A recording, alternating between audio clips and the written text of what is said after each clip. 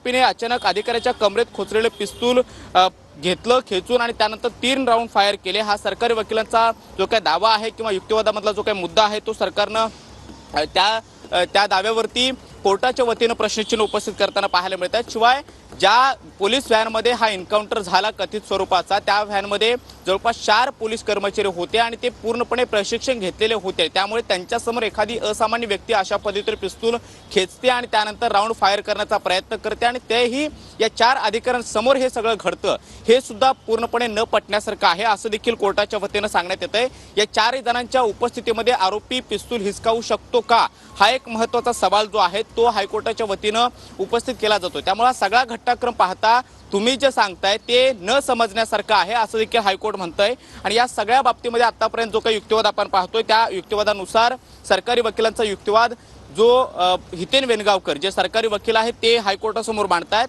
त्या सगळ्याला कुठेतरी समजण्यामध्ये किंवा मान्य करण्यामध्ये असमर्थता ही हायकोर्टाच्या वतीने व्यक्त केली जाते आहे। त्यामुळे सरकारी वकील आणखी कोणते मुद्दे मांडतात हे पाहणं महत्त्वाचं असणार आहे। या सगळ्या प्रकरणामध्ये कोण तपास करतंय असाही प्रश्न जो आहे तो कोर्टाच्या वतीने विचारण्यात आलेला आहे। मात्र आता या सगळ्या प्रकरणामध्ये सीआयडी कडून तपास सुरू असल्याची माहिती ही सरकारी वकिलांनी दिलेली आहे। ठाणे पोलिसांकडून ही केस सीआयडी ला वर्ग करण्यात आलेली आहे, कारण पहिल्या दिवशी मुंब्रा पोलीस ठाण्यामध्ये जो एफआयआर दाखल झालेला होता या गोळीबारानंतरचा त्याचा तपास लोकल पोलिसांच्या वतीने केला जात होता।